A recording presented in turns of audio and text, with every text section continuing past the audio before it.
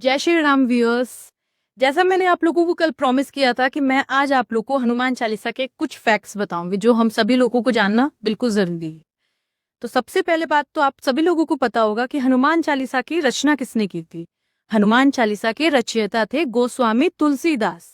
लेकिन क्या आप सभी लोगों को ये पता है कि हनुमान चालीसा की रचना कब की गई थी?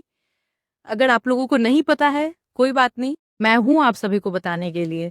हनुमान चालीसा की रचना 1575 से 1600 ईस्वी के बीच की गई थी। और कहाँ की गई थी तो शायद आप सभी लोगों को जानकर बहुत हैरानी होगी कि हनुमान चालीसा की रचना महाराज सम्राट अकबर के जेल में की गई थी, जब सम्राट अकबर ने तुलसीदास को बंदी बना लिया था और तुलसीदास जी की तबीयत बहुत खराब हो गई थी। हालात में तुलसीदास जी ने हनुमान चालीसा की रचना की थी, जिसके रोज पाठ करने से तुलसीदास जी की तबीयत भी सुधरी थी। अब हनुमान चालीसा के कुछ और फैक्ट्स जानने से पहले आप सभी लोगों को ये भी जानना बहुत जरूरी है कि जब तुलसीदास रोज पाठ करते थे तो एक दिन उस जेल में, उस बंदीगृह में, अकबर के बंदीगृह में बहुत सारे बंदरों का आक्रमण हो गया, जिसकी वजह से अकबर ने तुलसीदास को छोड़ दिया था, उनको जेल से रिहा किया था।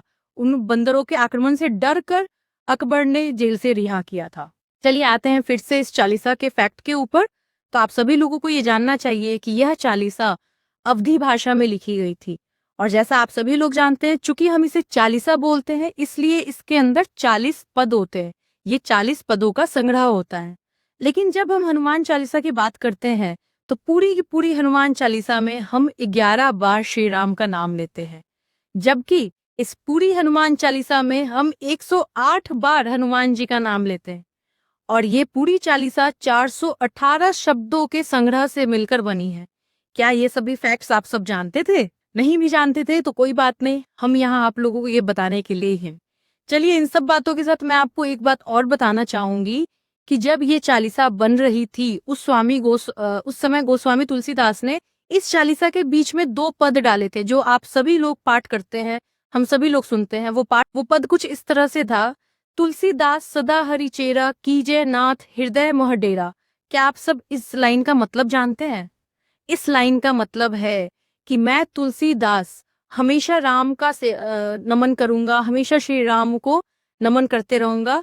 बस हनुमान जी आप मेरे हृदय में हमेशा बसे रहे। अभी कहा जाता है कि जब जब आप इस पाठ का सेवन करें, हनुमान चालीसा का सेवन करें, तब तब इस पद की जगह तुलसीदास सदा हरिचेरा, इस पद की जगह अपना नाम लेते हुए इस पाठ का नमन करें। जैसे अगर आपका नाम अमित है तो आप बोलिए अमित सदा हरिचेरा। ये था हनुमान चालीसा के कुछ फैक्ट्स। इसके अलावा लास्ट में जाते जाते मैं एक टिप बोनस फैक्ट आपको देती हूँ।